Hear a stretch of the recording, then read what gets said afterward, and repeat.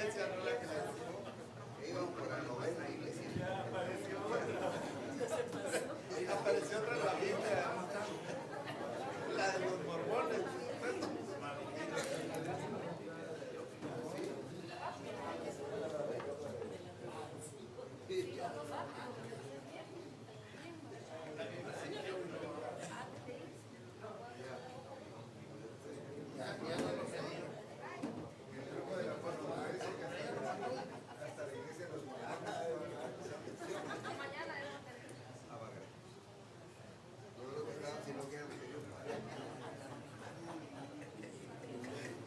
Muy bien, vamos entonces a empezar. Sí, tomen nota, por favor, porque cada iglesia ahorita es diferente. No es como que hemos trabajado un mismo asunto todos, sino cada uno estuvimos trabajando diferente perfil. Entonces, muchas cosas van a ser totalmente diferentes, pues. Pero nos van a estar grabando, ¿no? Sí.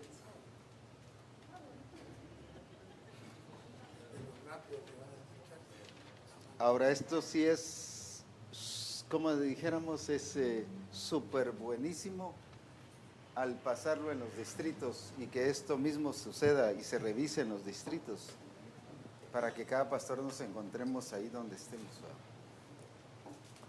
Muy bien, vamos con el distrito 1.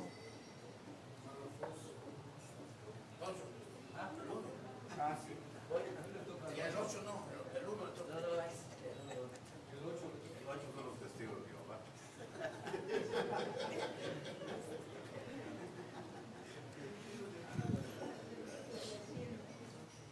7, 8. Muy bien, hermanos, que Dios les bendiga. Y nos toca a nosotros el número 1 sobre la iglesia de Éfeso.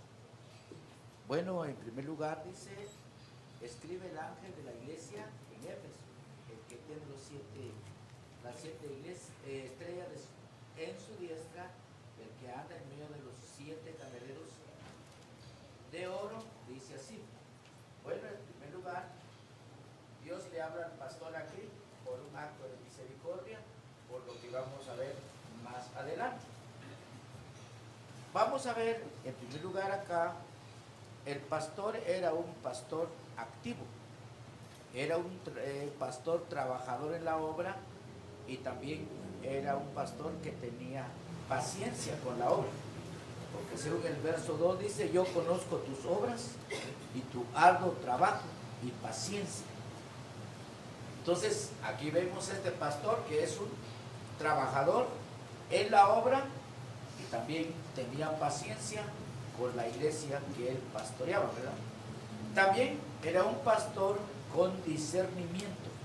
Él se daba cuenta entre lo bueno y lo malo, porque dice siempre el verso 2 que él miraba a los que son de veras apóstoles y también los apóstoles mentirosos, porque ahí lo dice, él tenía ese discernimiento de ver las cosas tal como son. Así lo dice acá en el verso siempre 2. Y has probado a los que se dicen ser apóstoles y no lo son, y los has hallado mentirosos. Quiere decir que él tenía ese conocimiento, tenía ese discernimiento para ver las cosas en la iglesia, que habían apóstoles verdaderos, pero también había apóstoles mentirosos. También vemos a este pastor que era un pastor probado, porque dice que has sufrido y que no has desmayado, dice el verso 3, y has sufrido y has tenido paciencia y has trabajado arduamente por amor de mi nombre. Bueno, aquí vemos que era un pastor que sabía sufrir en medio de todas las cosas que sucedía ahí en la iglesia. Pero vemos aquí una pregunta: ¿por qué lo llamó a este pastor al arrepentimiento? Bueno, porque uno del problemas de este pastor, que él se preocupaba por la obra de la iglesia, seguramente con toda la iglesia, pero ya no del Señor. Ya no amaba al Señor y ya el Señor ya no era su centro de atención, ya no era su prioridad. Entonces, por eso el Señor le dice que tenía que arrepentirse. Por eso, porque ustedes saben lo que dice el Señor: amarás al Señor tu Dios con todo tu corazón y con toda tu alma. Bueno, eso es lo que dice el Señor, pero Él se preocupaba más en la obra. Como muchas veces nos pasa a nosotros, nos preocupamos, vamos para allá por todos lados, pero como que amamos, sí, pero a la obra, pero ya no al Señor. Y eso es un problema serio, porque dejamos a nuestro primer amor, que es el Señor, y nos preocupamos por otras cosas. Y eso no le agrada al Señor, ¿verdad? Miramos a una mujer llamada Marta, que vino a recibir al Señor y la dejó al Señor ahí. Y más María vino a atender y a amar al Señor, y eso es lo que uno necesita. Más este pastor pues amaba pues la obra, pero ya no el Señor. Y esto pues nos llama la atención a nosotros como pastores, que muchas veces, como digo, nos preocupamos por muchas cosas, pero a veces se nos olvida el dueño de nosotros, que es el Señor, ¿verdad?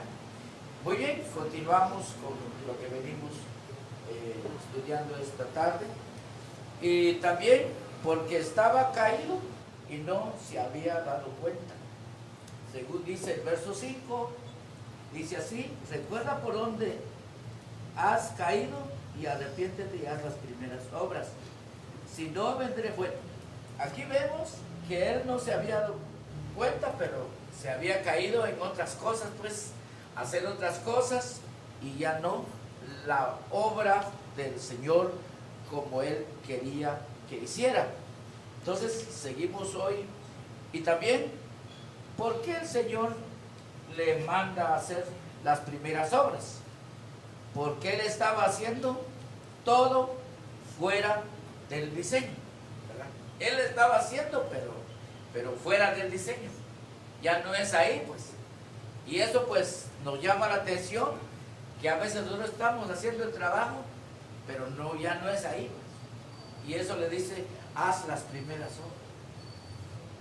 Haz las primeras obras. Él estaba haciendo la obra, no es que no está haciendo, pero no está haciendo la mera obra del Señor, lo que él quería, su diseño, su modelo.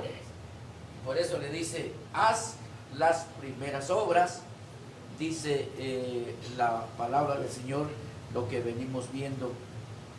Y también porque él estaba haciendo todo fuera de diseño, y le está dando la oportunidad de arrepentirse y volverse al diseño, volverse al Señor, volver a hacer lo que tiene que revisar, lo que él tiene que hacer, ¿verdad? Este pastor. Y vamos a ver el verso 5, nos dice así la palabra: recuerda por tanto de donde has caído y arrepiéntete y haz las primeras obras. Oye, haz las primeras obras. Entonces, volver a ver el diseño y comenzar pues el trabajo que el Señor quiere que se haga, ¿verdad? Entonces, eso es lo que Dios le dice a este pastor, pero yo creo que también nos está hablando el Señor a nosotros, porque somos siervos de Dios. Continuamos con la palabra del Señor. El pastor tenía algo a su favor. Por ejemplo, dice aquí que él aborrecía a los nicolaitas, ¿verdad?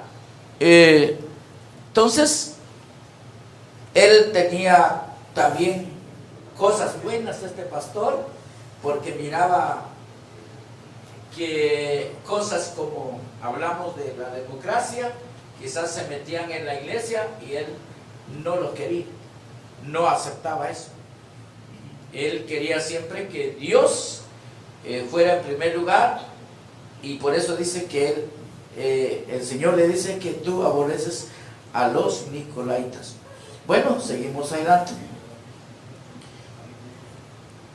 No solo lo llama al arrepentimiento, dice, sino que también si no hace esto, pues tenía las consecuencias. Para terminar, el Señor le dice a este pastor que también es un vencedor. Dice el verso 7. Verso 7 dice: el que tiene oídos, oiga lo que el Espíritu dice a la iglesia, al que venciere.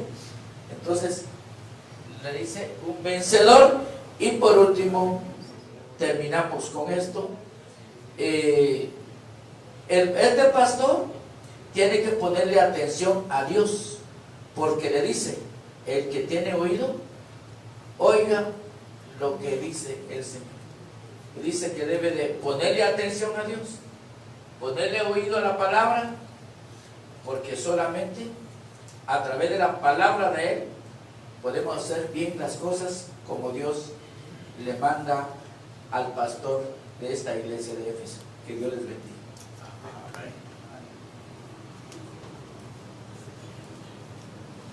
Quisiera que comentáramos un poquito más acerca de esta iglesia. ¿Qué podemos ver la actitud del pastor hacia esta iglesia y hacia el diseño, hacia el propósito de Dios? Veamos algunas cosas.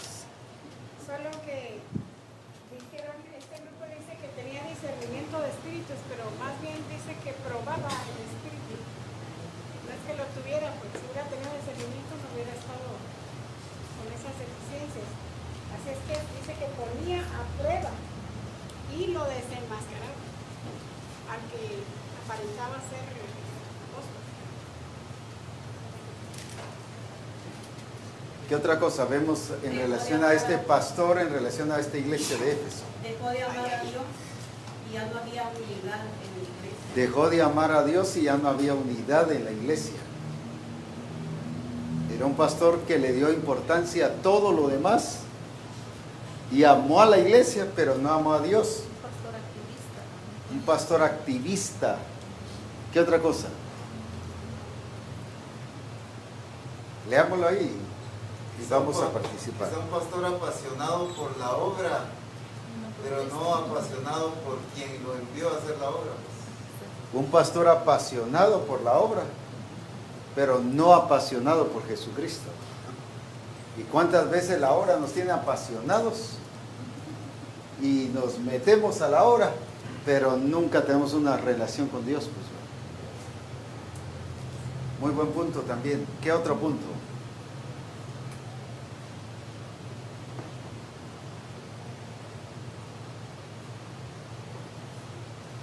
Tal vez el descuido que tuvo con la relación con el Señor, porque ahí el Señor le hace ver su primer amor, se descuidó en su relación, su intimidad con Dios.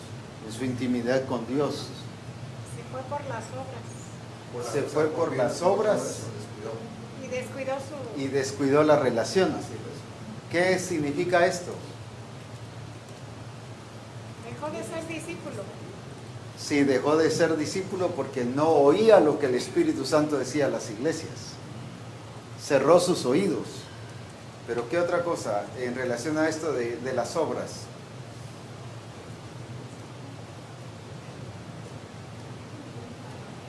Estaba caído en el propósito de Dios. Estaba caído en el propósito de Dios. ¿Qué es estar caído? No es irse al mundo necesariamente. Puede estar en la iglesia, puede estar pastoreando la iglesia, pero estar ¿qué? Caído. ¿Pero por qué? Porque estaba fuera del propósito de Dios, estaba caído del propósito. Las obras cegaron el entendimiento y los sentidos fueron extraviados.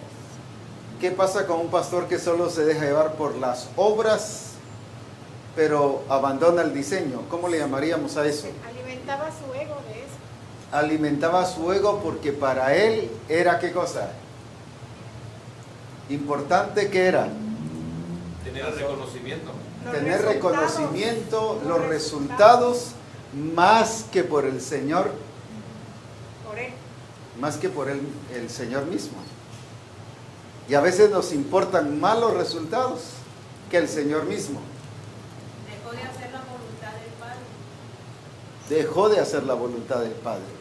Estos puntos son muy importantes porque aquí vemos un pastor. Resumamos entonces, ¿cómo le llamaríamos a este pastor? Activista. Activista, Activo, pero fuera del diseño. pero fuera del diseño. Sin relación. Un pastor sin relación con Dios. No reconocía el señorío de Cristo porque no oía al Espíritu Santo. Y por eso le dice: el que tenga oídos, oiga. No se lo está diciendo a la iglesia, sino se lo está diciendo al pastor: oiga lo que le está diciendo a las iglesias. Era un pastor que no oía lo que el Espíritu le decía a las iglesias, sino él solo se dejaba llevar. ¿Por qué? Por lo que él creía que era, según él, lo del Señor. Él trabajó por su diseño, no por el de Dios. Él trabajó por su diseño y no por lo del Señor. Miren cuánto más podemos sacar ahí. Prácticamente dejó de ser hijo, ¿no? Porque dice que los que son guiados por el Espíritu Son hijos de Dios. Una cosa más. Cambió sus prioridades. Cambió sus prioridades. Usted nos hablaba en Reforma y nos decía ahí que en verdad nuestro primer amor, decía el Señor, es una actitud. Y la actitud fue haber dejado a Dios en primer lugar. Cambió sus prioridades. Sí, así es, efectivamente. O sea, dejó de ser el primero. Porque trabajaba, apóstol, en el 3 dice: has sufrido, has tenido paciencia, has trabajado arduamente. ¿Cómo le hubiéramos calificado nosotros humanamente a este pastor? Excelente. Sufrido, un buen pastor. Pero de tanta ocupación, Un descuidó. pastor eficiente, de acuerdo a lo humano. Pero ya cuando el Señor lo examina, ¿qué pasó? Un pastor que el Señor lo ve caído incluso. ¡Uy, qué tremendo que nos diga! Tú estás caído, ¿ah?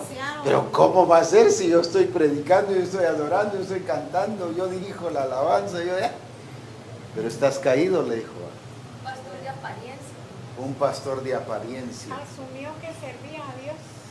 Asumió que servía a Dios, pero la iglesia era para él el instrumento de qué? Que se sirviera él De que se sirviera a él, de hacer nombre. Miren cuánto se le puede sacar. Estaba ministrando caído. Mire cuánta cosa todavía. No fue aprobado por Dios. Estaba usando el nombre del Señor para hacer la obra. Estaba usando el nombre del Señor, ¿para qué? Algo más ahí. Para su propio beneficio. Qué tremendo, ¿ah? Todo lo que hay ahí.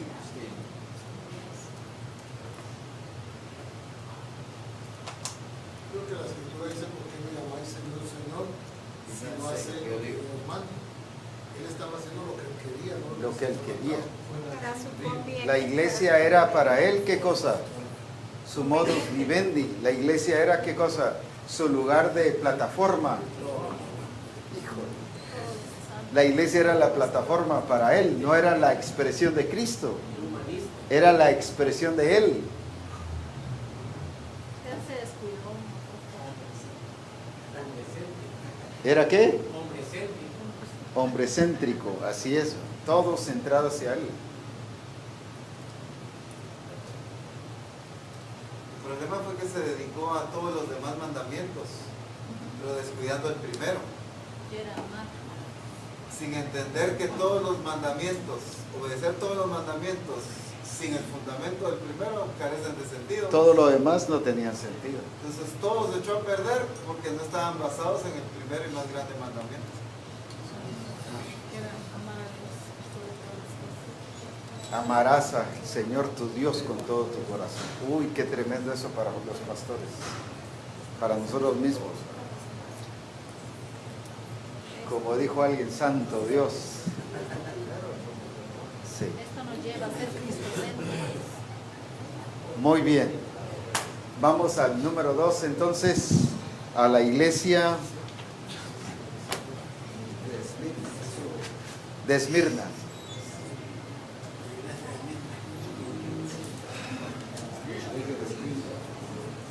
Escuintla, dice. ¿Es Mirna? ¿Es Esmirna o es Escuintla?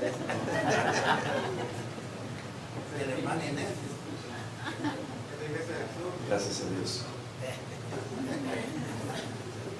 A nosotros nos tocó, hermanos, sobre la iglesia de Esmirna y podemos reflejarnos también en la situación de este pastor en varias áreas. Por ejemplo, cuando hablamos que conozco tus obras, no necesariamente eran buenas obras.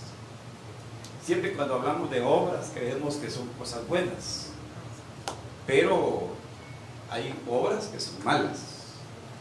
Y este pastor, consiervo,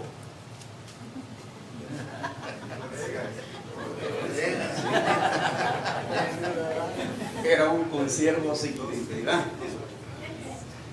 ¿Por qué? Porque dice acá, yo conozco tus obras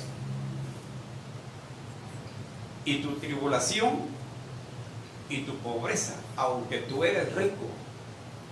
Y si lo aplicamos a nosotros, por ignorancia actuamos con pobreza, con temor, a pesar de que somos una organización muy rica en el conocimiento de la palabra, pero nuestro actuar es al contrario.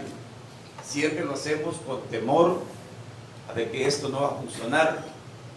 Y hay iglesias, obviamente, que son más grandes que muchas de las nuestras, pero tienen una palabra muy escasa. Y nosotros somos ricos en esto.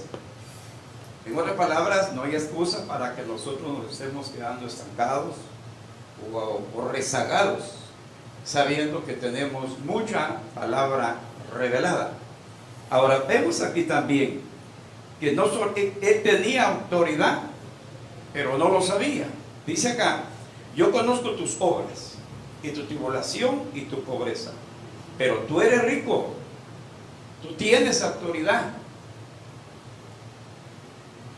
No por gusto estás al frente de esa congregación, tienes autoridad. Y sabes algo, dice la Biblia, la versión NPT, conozco las difamaciones de los que se te oponen. O sea, Dios conoce aún la gente negativa que tenemos en las congregaciones, de las cuales creo que somos conscientes que sabemos que pastoreamos dos congregaciones, las que están con nosotros y las que están en contra nuestra. Lo tremendo es que muchas veces no se manifiestan quiénes son. Más sin embargo, por el amor que Dios ha depositado en nosotros, pues los pastoreamos con amor. Pero muchas veces nos excedemos y no actuamos francamente como lo hacía Jesucristo. Vete y no peques más. Y estamos manteniendo ese grupo de personas que nos van a estar atacando, que nos van a quitar el sueño y que posiblemente hasta nos provoquen un infarto.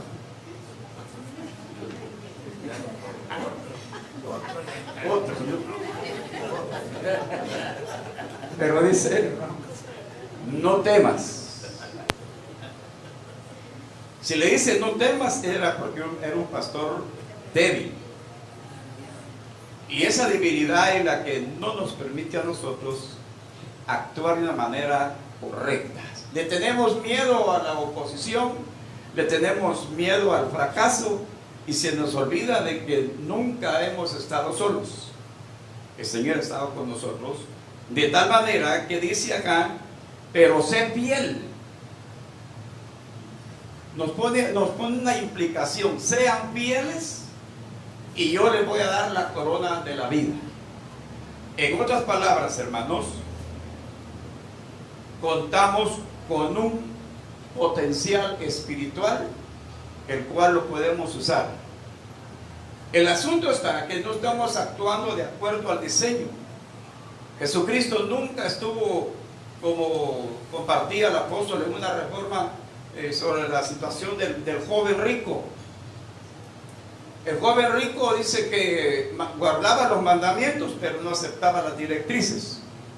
Y lo lindo es que Jesucristo no dijo, bueno, muchachos, Ya no vendas toda la propiedad, vende solo la mitad o una cuarta parte, pero no te vayas. Jesucristo no lo anduvo siguiendo, y eso es lo que muchas veces nos pasa, nos excedemos en amor, que nos vemos hasta nos convertimos en parte de la misma rebelión. Sinceramente, hermanos, cuando leemos esto, en mi persona, yo me reflejo ahí. Posiblemente ustedes están en un puesto más alto, pero yo me reflejo acá porque no he usado al 100% lo que Dios nos está revelando a nosotros. He hecho malas obras, aunque no dejan de ser obras, pero he actuado mal. Yo lo reconozco, y esta relación que hemos tenido creo que me va a motivar para que actúe correctamente. Tengo el potencial, tengo palabra. El asunto es que muchas veces no la usamos correctamente, y por eso tengo la congregación como la tengo. Amén. Y eso no cualquiera le gusta reconocerlo. Yo sí lo reconozco, que muchas veces no ha sido la clave, pero sí ha sido el clavo. Pero aquí se terminó eso, hermanos. Gracias, hermanos.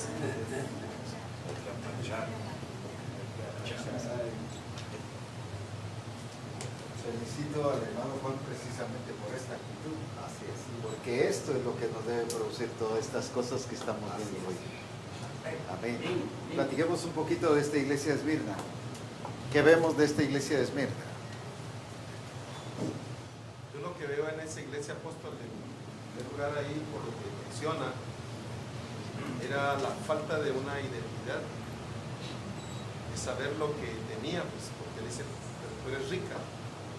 Entonces, ellos vivían en una situación de pobreza y de sufrimiento. Pero el Señor le está diciendo que tú eres rica. O sea, lo que veo es una falta de identidad. Ella no sabía ni su origen ni el valor que esa iglesia tenía. Se tenía obras, sufrimiento, y le dice que estaban en pobreza, pero dice, tú eres rica. Entonces Dios mismo sabe la bendición y la riqueza que tiene la iglesia, pero ella no lo sabía. ¿Qué otra cosa? Aquí el ángel se está refiriendo al pastor, que le dice, tú eres rico. Y aquí no se está refiriendo a la iglesia.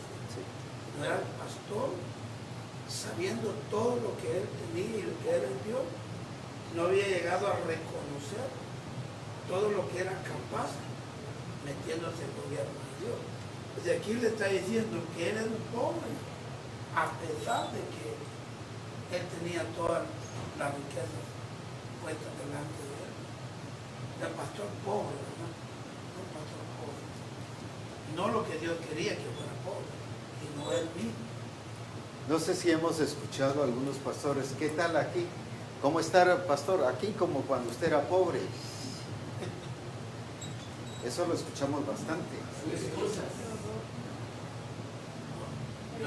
O sea, aquí hay esta figura pastoral.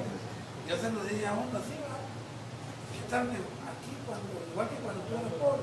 Entonces me dijo, ya se lo digo, porque cuando yo era pobre era ladrón, me dijo. Entonces ya no. Eso es un dicho, pero que a veces lo ata a uno. Lo ata a uno.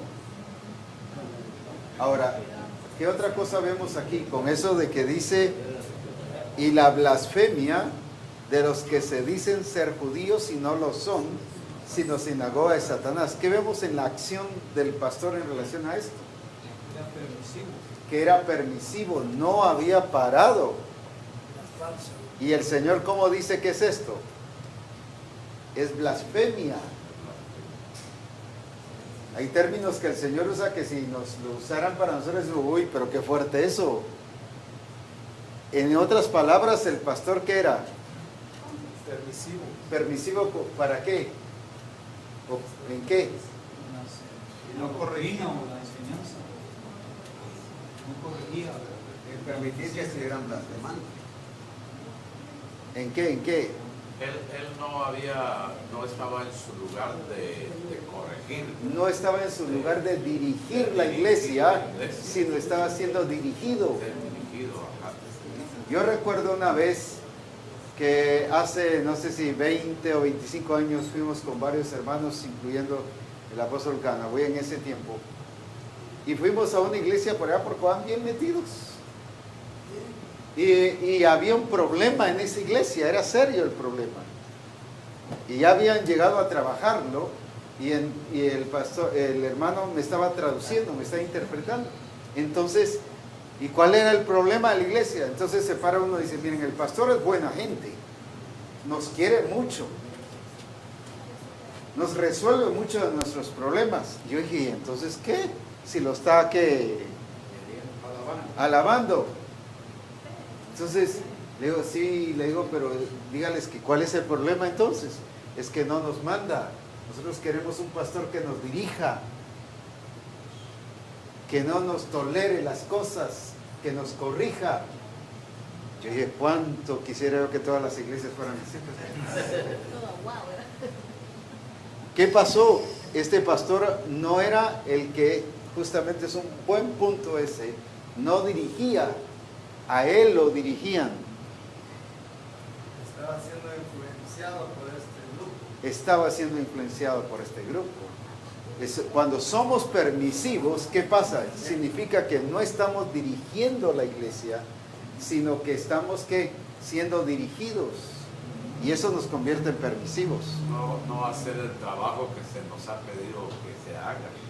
¿Y cómo los trata el Señor a estos que aparentaban ser y no lo eran?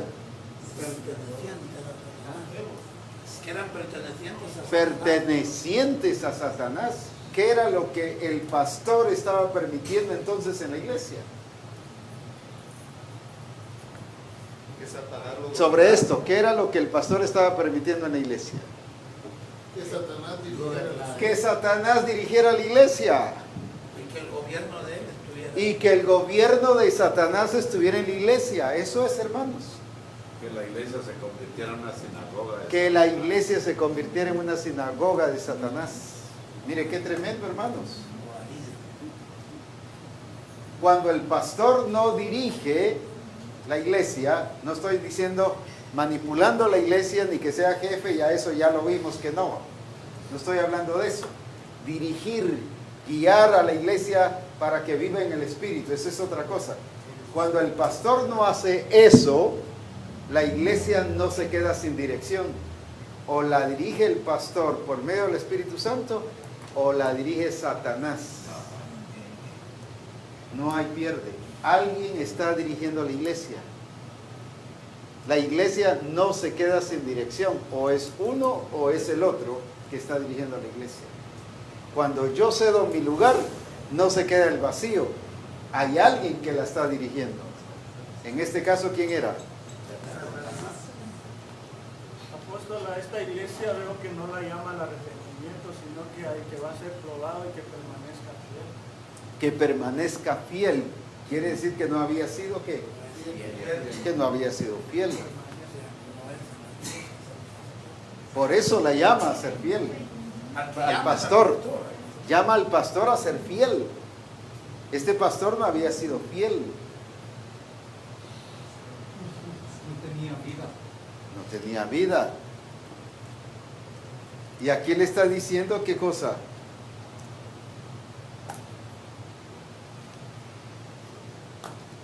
Sé fiel hasta la muerte. No dice tú que eres fiel, no. Sé fiel, no era.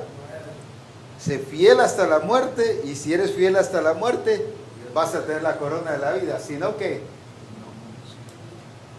o sea, veamos el trasfondo de eso. ¿Qué le está diciendo? ¿Qué le está diciendo ahí? Que no va a tener la corona de la vida. Si no es fiel hasta la Que muerte. le puede quitar la corona de la vida. Podría no tenerla. Ah, pero si soy el pastor de la iglesia, hombre. Sí, pero si no es fiel, ¿qué va a pasar? no le va a dar. Es que a veces creemos que por ser pastores tenemos todos los privilegios del caso. Se nos puede quitar la corona de la vida.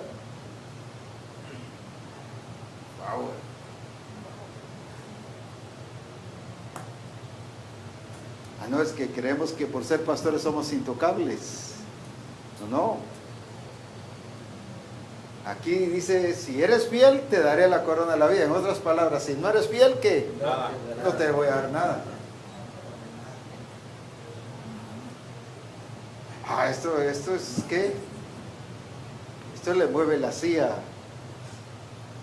a cualquiera, pues. Pero para eso el Señor nos está hablando hoy, para que veamos lo delicado que es servir al Señor, porque es su iglesia, es su cuerpo, es su novia, es la que es su gloria, pues. Amén. Allá vas a decir algo. Hay algo que aquí se cree también que ha pasado muchas veces en el pastor, cuando hay unos versículos, uno que dice, en realidad, dice, hay unos celos más que han hablado de mí. Es un pastor que vivía en tribulación. Este grupo que pertenece a Satanás, dice la versión PDLA, pero la PDP dice al servicio de Satanás. Esto puede llevar al pastor a hacer sentirse víctima. Que aquí es que los hermanos, y es que no me lo van a aceptar. Esa es parte de la estrategia, la maquinación del enemigo para que él abandone su lugar. Hacerlo sentir víctima. Ahora, ¿por qué lo criticaban y por qué hablaban de él? Era permisivo. Porque era permisivo. Muchas de las críticas nosotros mismos las hemos creado. ¿Por qué? No las corregimos. Es que ¿cómo me critican? Es que usted mismo ha dado lugar, pues. El pastor mismo ha dado lugar. Él era permisivo con él mismo. Era permisivo con él mismo. No era modelo, era mal modelo. No era modelo, pues. Vivía en angustia, temeroso. Vivía en angustia, temeroso. ¿Eso qué refleja? La gente no, para él era un mal modelo. Para él era un mal modelo. Un pastor temeroso y un pastor ¿qué? Vivía en angustia, dice. En angustia. Un pastor angustiado y un pastor temeroso. ¿Qué le dice a usted eso? No es digno de seguir. ¿No es digno de qué? De seguirlo. De confiar en él. No es digno de confiar en él. O sea, aunque no se Dios lo había veía ganado el rico, respeto de la gente. Aunque Dios lo veía rico, él vivía como pobre. Aunque Dios lo miraba rico, él vivía como pobre. Una influencia negativa para la iglesia. Una influencia negativa para la iglesia. Sí. Eso es. Aquí lo que se puede ver también es que este pastor tenía una iglesia falsa. Una iglesia. Había robado identidad. Sí. Diciendo, ¿verdad? Que eran judíos y no lo eran. Sino que eran inconversos, porque dice que eran ¿qué? Sinagoga de Satanás. Pero le dice, ¿verdad? Pero tú permaneces fiel. Aunque estos sean infieles, tú permaneces fiel. Y yo te daré la recompensa, te daré la corona de la vida. Entonces aquí, por decir así, ¿verdad? Falsos hermanos a través de personas ingresaron a la iglesia, pero no tenían identidad, o si no fueron reconocidos. no los llevó a la transformación. Tenían identidad, pero la identidad de qué? De Satanás. De Satanás. No los llevó a la transformación, al nuevo nacimiento. Pero el pastor sí era fiel aquí, en este caso. No, sé fiel, le dice. Si le dice sé fiel es porque no era fiel. El carácter de ese pastor no era el de Cristo. No era. El de Cristo. No era el carácter de Cristo en realidad. Era deficiente en ese sentido. Ahora, por tener esa actitud, estaba dando lugar a que el diablo también tomara acciones para algunos de la misma congregación. Estaba provocando a que fueran afectados también dentro de su congregación, ahora por el mismo diablo. Por eso decíamos, si yo como pastor no dirijo, entonces dirige otro. Pero ese otro, ¿quién es? El diablo. Es el diablo. Si no son dirigidos por el Espíritu Santo, van a ser dirigidos por otro espíritu, pero ese es malo. Alguien siempre, la iglesia siempre va a ser dirigida por alguien, o por el Espíritu del Señor, o por el demonio, la carne. Entonces, por eso yo soy el que cedo, o yo soy el que tomo mi lugar. Entonces, este pastor no había tomado, ¿qué cosa? Su lugar, el lugar correcto para ministrar. Mire qué tremendas enseñanzas y cuánto tiempo el diablo nos cegó viéndolo solo como iglesia, pero no de la perspectiva del pastor. Al perder su identidad, Adán hizo lo mismo que esta iglesia. Se dio. Sí, porque el diablo, ¿qué dijo cuando tentó a Jesús? A mí me ha sido entregado y a quien quiero. Como quien dice, el poder lo tengo yo, la autoridad la tengo yo. ¿Y cuántas iglesias podría decir el enemigo de ellas que por causa nuestra hemos entregado el poder? ¿Cuántos pastores mismos y sus familias están así? Era un pastor con una naturaleza adámica Y no de Cristo.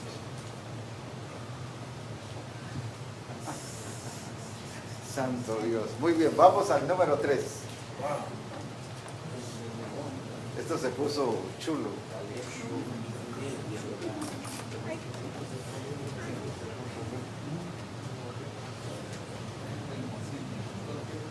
Renovación de pastores. Cambios Pastoral.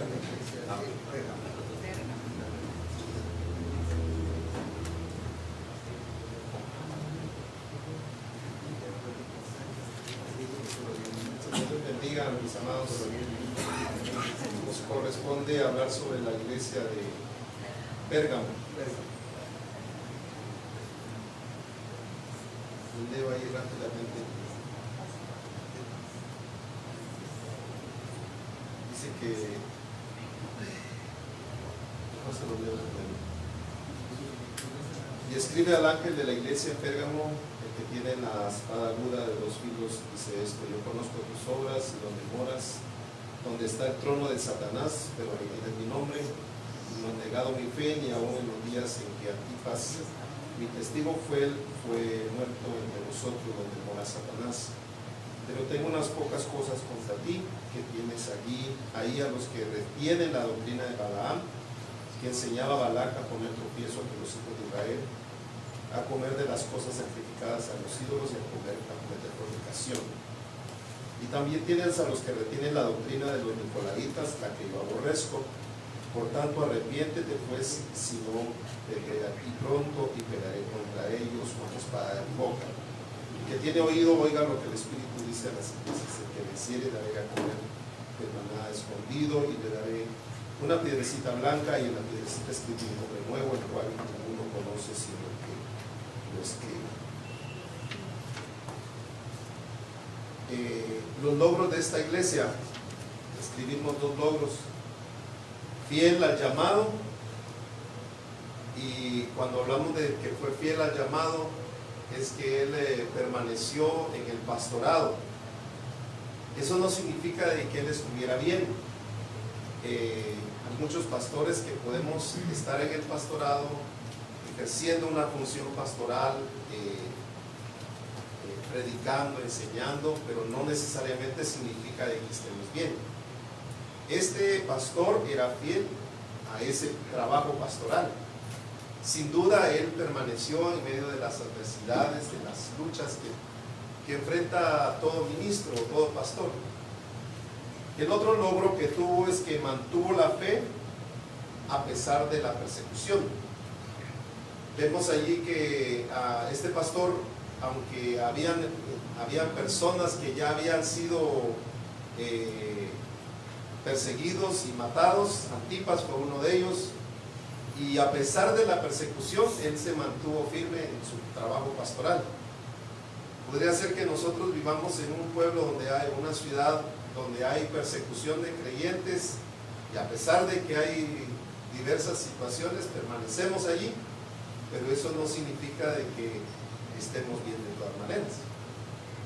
¿Por qué le llamó al arrepentimiento? Nosotros vimos aquí 3 cositas. Dice que por permitir otro tipo de gobierno en la iglesia. Los nicolaitas eran personas nicolaitas viene una palabra ahí que habla de conquistar liderazgo. En otras palabras, significa ceder a que otros gobiernen, el gobierno democrático. Y en este caso, al verlo desde la perspectiva de nicolaitas, de los que conquistan el liderazgo, era que permitía que otros con su liderazgo gobernara la iglesia. O sea, que él era el pastor, pero los que tomaban decisiones, los que dirigían la iglesia, no era el pastor. Era la iglesia o eran los ancianos o líderes de la iglesia o el consejo pastoral, ¿verdad? Quienes tomaban las determinaciones de qué se iba a hacer, si se levantaba siembra o no. No venía de parte del apóstol general, sino de parte de los ancianos. Ese era un problema de esta iglesia. El otro problema por el cual se le llama el arrepentimiento es que habla de que esta iglesia dice que estaba donde estaba el trono de Satanás. Y como decíamos hace un momento, ¿por qué era que Satanás estaba ahí gobernando? Porque el pastor no gobernaba. Cuando nosotros como pastores no hacemos uso de la autoridad que el Señor nos dio, le estamos entregando la autoridad a Satanás.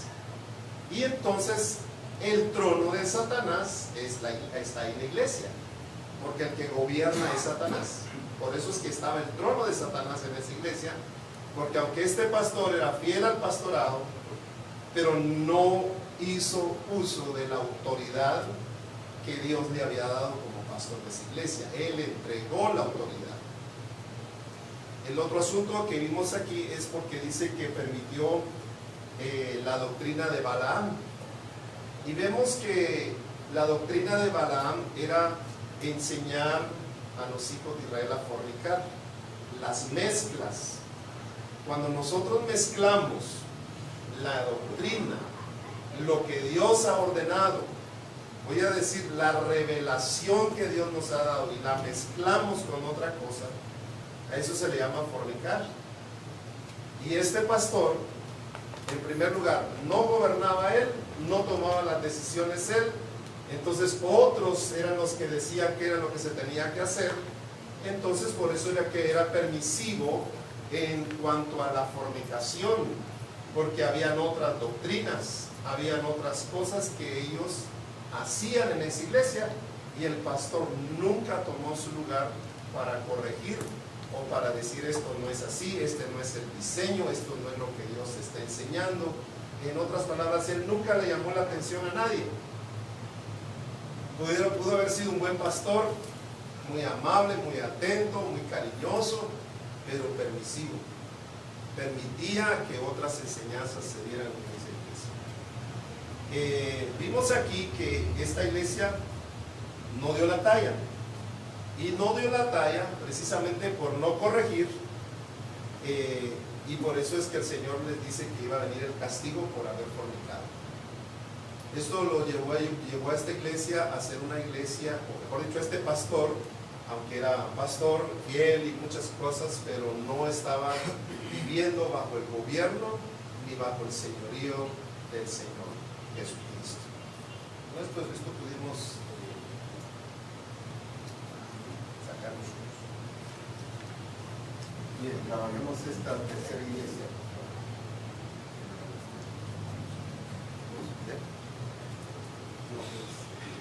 Una de las cosas que han enfatizado las dos iglesias que se han mencionado es la presencia de los nicolaitas, y he visto el enfoque que le hemos dado de que se permeaba por alguna razón la presencia de ellos como algo democrático. Quiero recordarles que los nicolaitas eran personas que no creían en la encarnación de Jesús y por ende no entendían la redención, o sea, no sabían del plan, no podían ver el plan. Entonces no es tan simple de que se ponían un grupo y decíamos sacamos al pastor, no, son formaciones, son argumentos que hacen el punto en donde las personas hasta van al agua, pero no creyeron lo que hicieron, solo se mojaron, porque no creyeron ni en la muerte de Él, en su encarnación, ni en lo que Él hizo al resucitar, menos en nosotros. Entonces no es tan democrático. O sea, que todos estuvieron de acuerdo, sonaba democracia, pero estaban de acuerdo en algo que no era el plan de Dios. Democracia en el sentido que estaban haciendo lo que ellos querían, lo que determinaban ahí. Ellos establecían sus propias doctrinas. Ellos definían qué creer.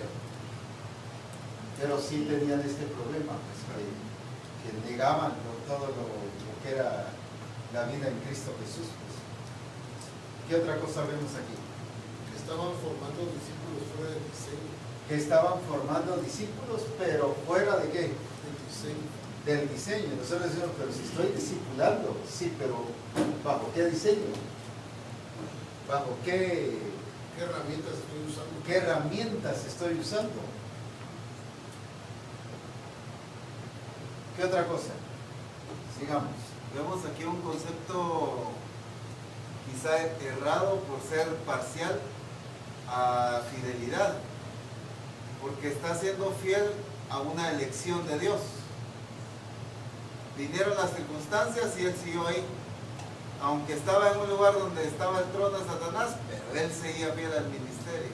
Mataron a Antipas y él siguió en el ministerio, no se fue de la misión, digamos.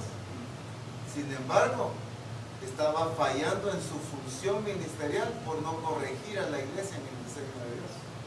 Entonces, él se sentía fiel porque las circunstancias no lo movían. Por permanencia. Pero no estaba siendo fiel a la función de perfeccionar a la iglesia. Entonces podemos confundirnos nosotros que yo soy fiel porque ya duré, ya llevo 40, ya llevo 50 años. O porque vinieron las pruebas y vinieron las circunstancias y nada me ha movido el pastorado. Un tsunami y ahí me quedé, no me fui. Pero no estoy cumpliendo mi función de perfeccionar, de corregir o de parar.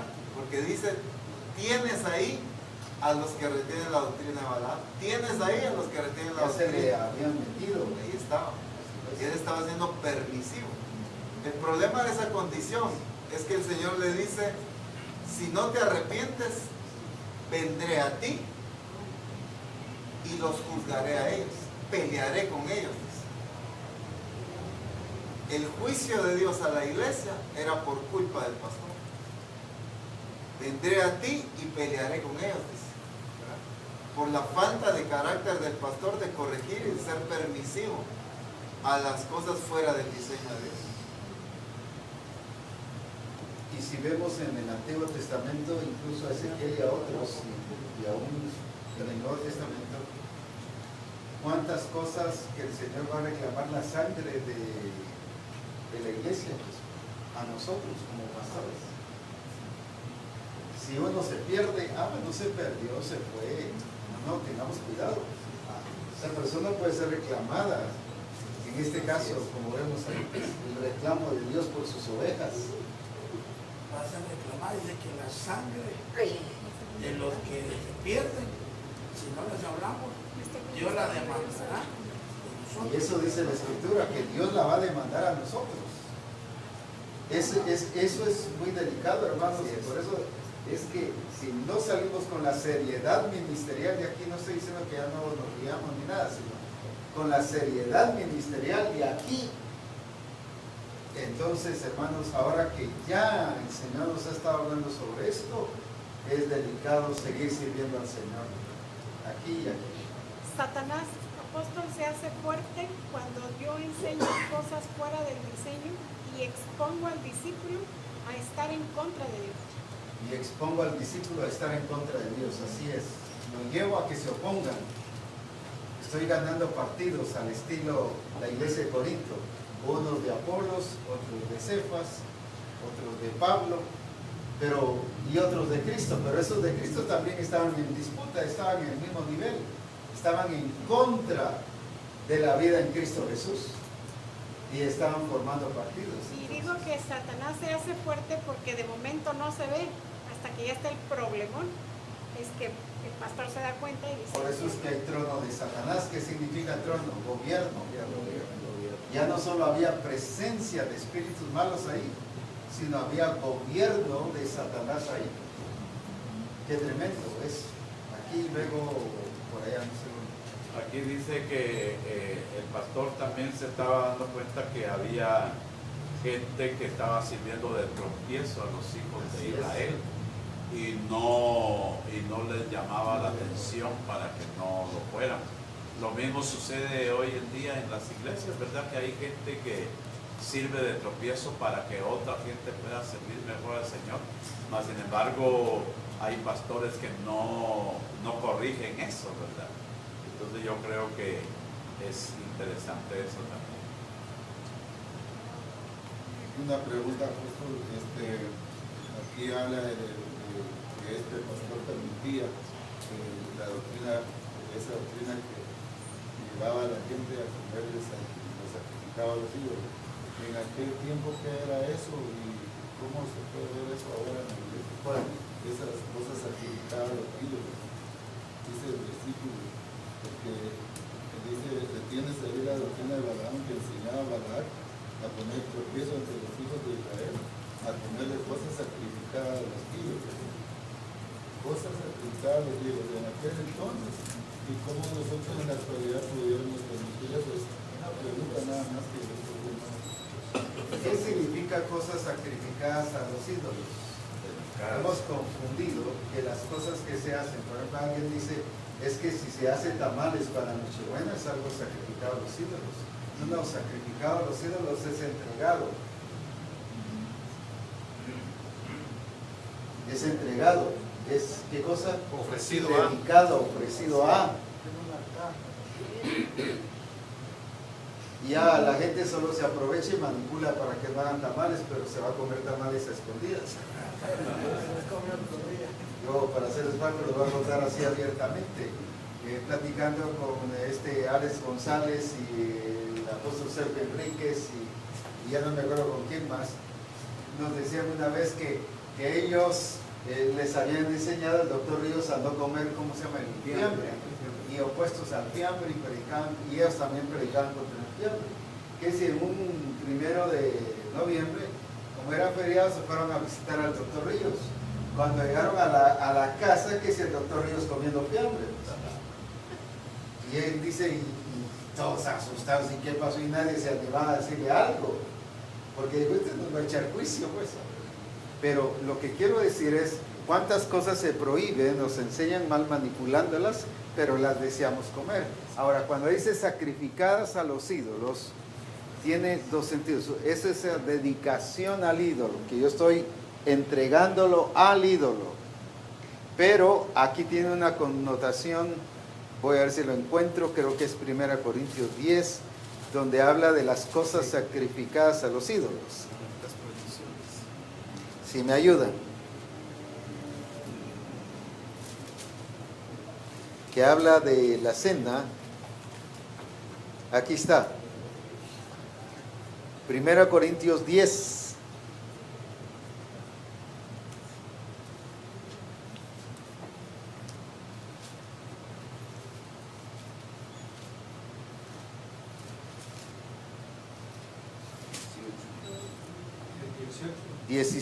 Primero, la copa de bendición que bendecimos no es la comunión de la sangre de Cristo.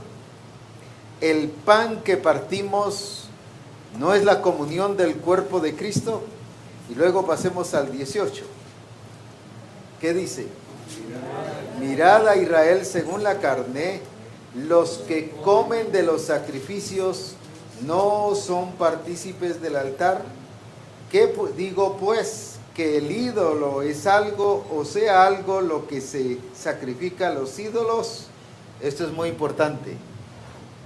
Antes digo que lo que los gentiles sacrifican, cuando uno presenta o cuando la gente presenta sus sacrificios a los ídolos, ¿a quién se los está presentando realmente? A los demonios. Entonces esa voy a ser así muy franco, esa hostia y esa, ¿qué más? El vino que dan en la iglesia católica, especialmente para la primera comunión y todo eso, que se lo dedican a los santos, a los ídolos. ¿A quién se lo están dedicando según aquí? A los demonios los sacrifican y no a Dios. Y dice, y no quiero que vosotros os hagáis partícipes con los demonios. Por eso es que hay que tener cuidado con la gente, eso de celebrar su primera comunión o de presentaciones. Ahí es a los demonios, dice la Escritura, no es solo al ídolo. Y se hace partícipe con los demonios. Entonces, volviendo a este pasaje, cuando ellos sacrificaban algo a los ídolos, ¿qué estaban haciendo? Esta iglesia, ¿qué estaban haciendo? Presentando a los demonios y siendo partícipes con los demonios. Eso es precisamente lo que estaba pasando ahí. Ahora, ¿qué es entonces presentar a los ídolos? Es dedicárselos a ellos, ¿verdad? ¿Qué más? Sacrificarlos por ellos, rendirle culto a ellos, pero realmente ¿a quién se le está rindiendo culto? A los demonios. Por eso es que parece duro, pero realmente ahí ¿qué significa? Que detrás de cada ídolo ¿qué hay? Hay demonios. Y aquí está probado. Pues. Como las fiestas patronales, toda la comida que venden ahí está dedicada. No necesariamente está dedicada, es la que fue presentada, pues. En el altar. La que fue presentada en el altar, esa sí está dedicada. Pero en una fiesta patronal llega el cura el día de la inauguración y dice, bendecimos esta fiesta, por ejemplo esa capa, y todo lo que aquí se hace Ahí sí. se le dedica a la Virgen. Ahí sí. No, ahí sí. Todo. Ahí sí. Llega el cura a bendecirla y entran todos los pueblos. No, ahí sí, así es. Cuando se habla de la doctrina de Balaam, aunque está expresado en sacrificio a los ídolos, en fornicación y todo, pero el principio es mezcla. Sí. El principio, la esencia de la doctrina de Balaam es mezcla. Entonces, Que se quizá uno puede casen decir, con las yo no tengo mujeres. ningún discípulo que sacrifica a los ídolos. Sí, pero sí mezcla el diseño de Dios con la cultura del mundo. Eso es doctrina de Balaam. La mezcla de lo que O vino si de yo Dios. vivo como pastor o como discípulo en el espíritu y en la carne. Por eso dice, ninguna condenación hay para los que están en Cristo Jesús, no los que viven conforme a la carne, sino conforme al espíritu. O sea, había gente que vivía las dos. Eso es mezcla, eso es doctrina de Balaam. Una versión dice el mal ejemplo El mal ejemplo. de Balaam. Pero sí el dedicar a los ídolos, ¿qué significa? Dedicárselo a los demonios. Por eso nuestras familias y la gente que está yendo a la iglesia católica y adorando ídolos, imágenes, la verdad es que está mucho más grave de lo que imaginamos que están, pues. Oseas 4:12 dice, mi pueblo a su ídolo de madera pregunta y el leño le responde, porque espíritu de fornicaciones lo hizo errar y dejaron a su Dios para fornicar. Ahora, entonces, ¿de qué nos está hablando aquí? De la relación con espíritus inmundos. Segundo, y de la mezcla en asuntos del diseño, en este caso, de mezclar o de la vida en el espíritu y la vida en la carne. Y de eso hay superabundancia en las iglesias y a nivel pastoral. Hay rochoy. ¿Qué más? Pura carne.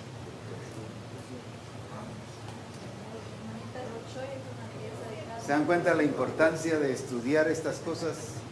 Todo lo que ahí hay. ¿Qué otra cosa más hay en relación a esta iglesia? Había puro sincretismo. Puro sincretismo. ¿Qué significa sincretismo?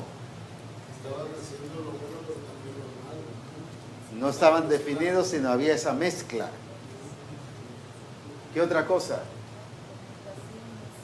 Y hay pastores que están aparentando el diseño y a otros haciendo como quieren. A ese sincretismo. Ellos están en esta condición. O solo tienen 3 grupos de comunión familiar. ¿Para qué? Para que el pastor de distrito no les diga nada. y que sí lo felicite porque están en el diseño. Pero solo es para eso, pero no es por desarrollo, por crecimiento. Algo más aquí. Es que esto ya se puso bueno. Las tres iglesias que hemos visto no corrigieron lo deficiente. No corrigieron lo deficiente. Como Pablo le dice a Tito, ¿verdad? Por esa causa te dejé en Creta para que corrigieran lo deficiente. Ahora, hay varios comunes denominadores en este caso. Uno de los comunes denominadores es que en estas tres iglesias, por supuesto que en las demás, pero como solo vamos viendo tres, el problema central, ¿quién era? El pastor. El pastor. Segundo, ¿cuál era? Que no corregían. Que no corregían, que no tomaban su lugar, que no eran los que estaban dirigiendo la iglesia, que no eran los pastores de la iglesia, sino eran pastores pastoreados. ¿Qué otra cosa? No usaban la autoridad de Que no Dios. usaban la autoridad del Señor. Y si notan algo que aquí nadie lo ha mencionado, lo llama arrepentimiento, pero no hay un solo caso que diga que se arrepintieron. ¿Cómo le llamaría a ese pastor? No hay ni un solo caso que diga, ni siquiera en la historia bíblica que usted estudia, cuando estudia eclesiología, no hay ni un solo caso que diga que se arrepintieron ahí. Eso es necedad. Necedad. Necedad, era un pastor necio. ¿Qué más? Que cuando se le llama al arrepentimiento no se arrepiente. Endurecía su corazón. Endureció su corazón. Y los tres, aunque todos los demás, pero como vamos viendo solo tres, eran que duros de corazón. Resistencia al Espíritu Santo. Es otro común. Negligente. Que creían conocedor. Que creían conocer, y eso era lo que les daba orgullo, y en eso se basaban, pero no en la actitud correcta, pues. Ambos eran tardos para oír. Tardos para oír.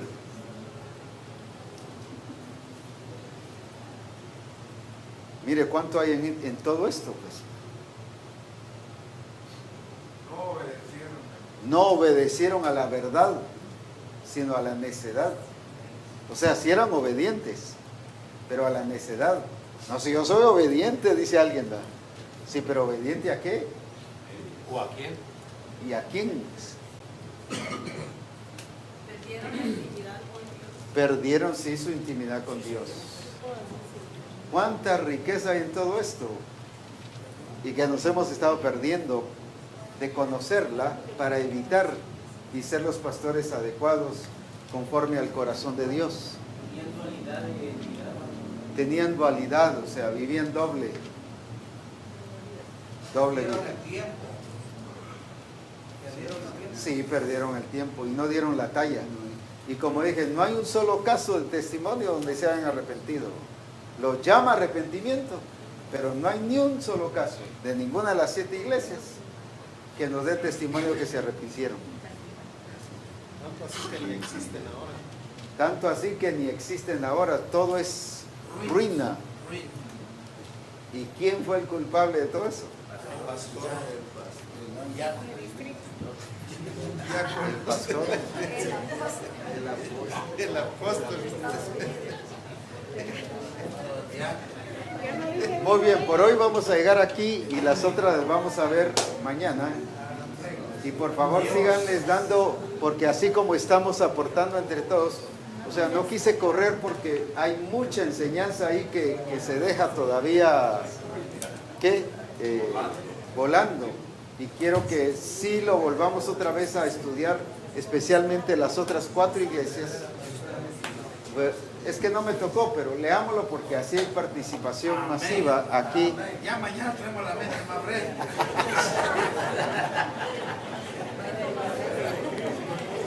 Va bien con el chicharrón. Con los chicharrones se nos va a ir.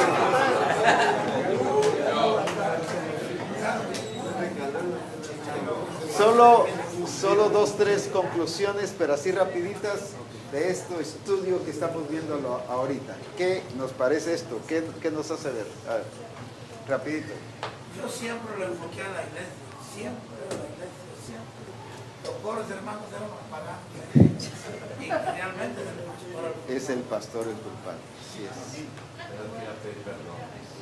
El apóstol, esto nos hace también un llamado a nuestra realidad como pastor. Así es, nos debe desafiar a nosotros a examinarnos. Veamos en qué lugar estamos parados. Así es. Una más.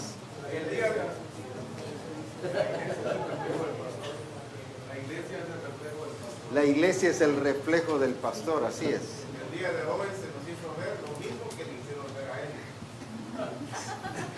El día de hoy se nos hizo ver lo mismo que se les hizo ver a ellos, dice. Nosotros sí nos tenemos que arrepentir. Una más. ¿Qué quiso decir? Falta que nos Terminar con un arrepentimiento genuino.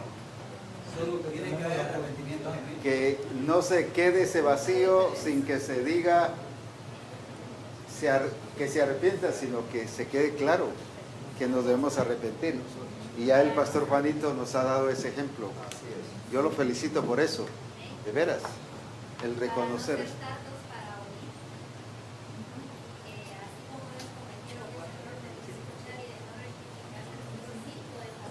Nosotros sí lo podemos hacer, porque para eso el Espíritu Santo nos está hablando. Que a partir de hoy no podemos responsabilizar a nadie. Que a partir de hoy no podemos responsabilizar a nadie de que no se lleve a cabo, sino somos nosotros los responsables.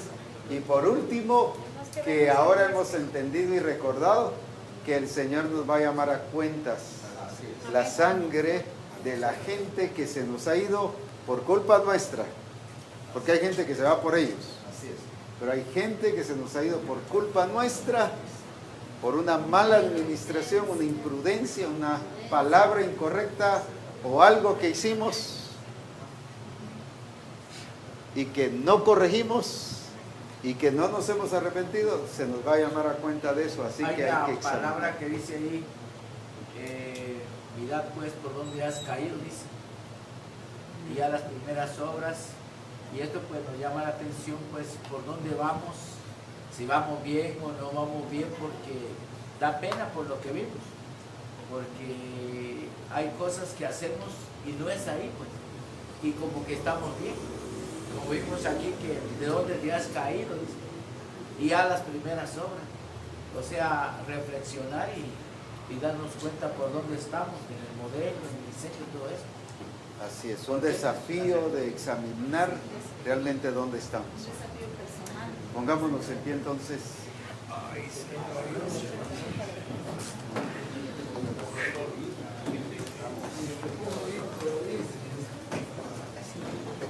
Vamos a dar gracias a Dios por los hermanos de Huehuetenango que nos han servido. Río Dulce. Oh, perdón. Es Río Dulce, ya estoy yo pensando en Huehue.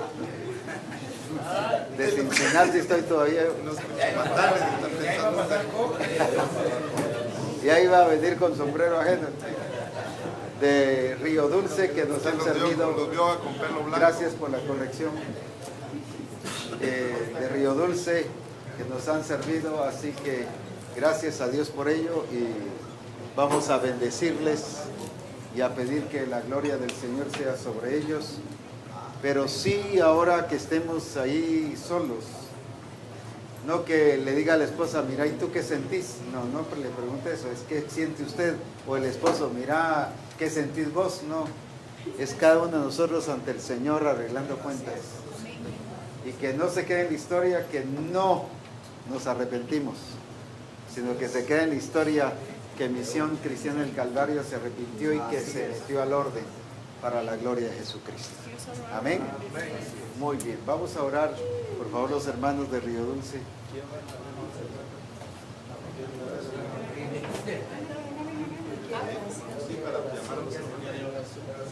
Cuando le dice que haga las primeras obras, Meterlo al orden. Qué tremendo eso.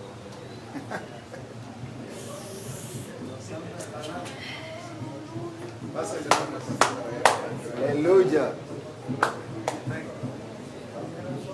Pasen adelante, hermanos.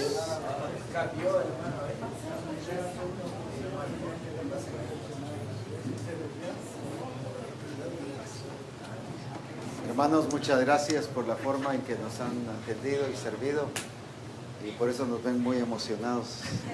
Estómago lleno, corazón contento, así que muchas gracias y les bendecimos en el nombre de Jesús y pedimos que la gloria del Señor sea sobre su vida. Así que queremos dar gracias a Dios y vamos a orar. Y a ver, Pastor Sammy, Pastor Rodolfo, tú también, ven, Apóstol Noé, ven, y van a orar por este grupo de hermanos, y levantemos nuestras manos aquí dando gracias a Dios por ellos y a bendecirles por Río Dulce, que nos ha bendecido para la gloria de Jesucristo, y el grupo ahí de siervos y siervas del Señor ahí también. Padre, en esta hora estamos agradecidos por la palabra que hemos dado recibida, el entendimiento ha sido abierto para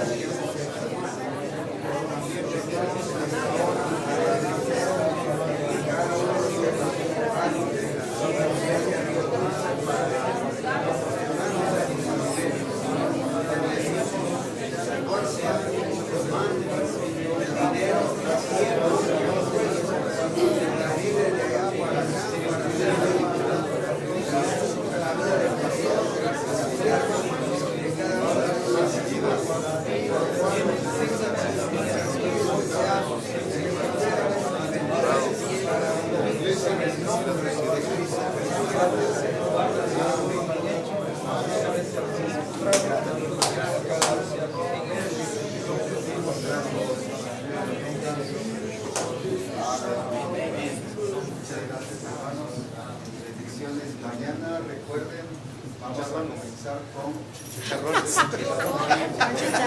Nos van a dar chicharrones.